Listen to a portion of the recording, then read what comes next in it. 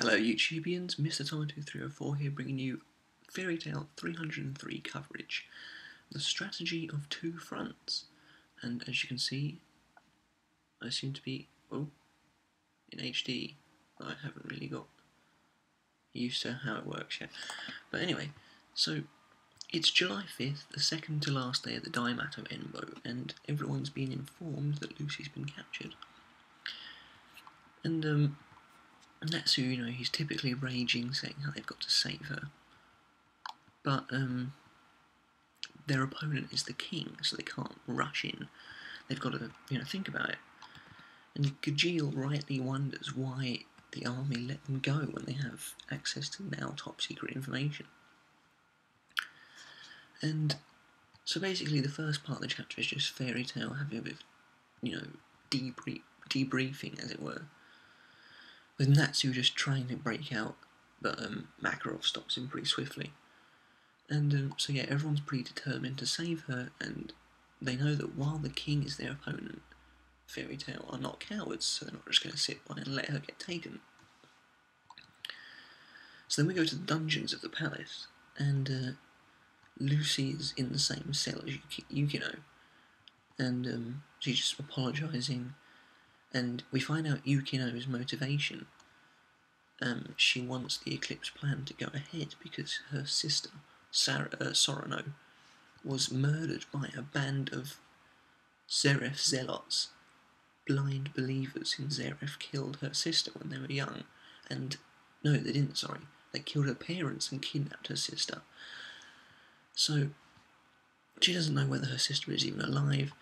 She might be. It might even be a character we know. It might be the mysterious girl who has the hood on. That's what I'm calling now. The girl who has the hood on is Sorano. The only thing that doesn't make any sense as far as that is concerned is Jalal's reaction when he saw her. Unless she looks exactly like Yukino and he maybe recognised her somehow. But that's my prediction. I've got another prediction as far as this chapter goes. And Lucy ponders whether it's actually possible to change the past. So then time moves on to July 6th, and as we all know that the fateful day is now tomorrow. And it's the last day of the Daimatou Enbu and the final battle. This is the Battle Royale, if you remember rightly. And the teams walk in, we have Quattro Puppy in last place, Blue Pegasus, then Lamia Scale, then Mermaid Heel, and then in second place a newly rejuvenated Sabretooth. They all look different, and you can tell now that Minerva is leading them. She's got the regal sort of coat on, similarly to what Gemma used to have. But yeah, they all look different, they all look ready to fight, they all rejuvenated. And but yeah, Lecter's still obviously dead, and Sting's, calm. He's collected, but you can tell he's somber, and he says that he won't lose again. And then Fairy Tail arrives, and they have a different set of members. The Fairy Tail team for the Battle Royale is Juviart, Gajeel, Urza, Laxus, and Grey. So, we should be in for a good fight. Rogue notices that Natsu's not there, and Sting says they should consider themselves lucky. The Minister of Defence notes that perhaps Natsu's magic has yet to return. The fight should be good. I think Sabretooth are going to win, personally, because there's a lot of foreshadowing that they will.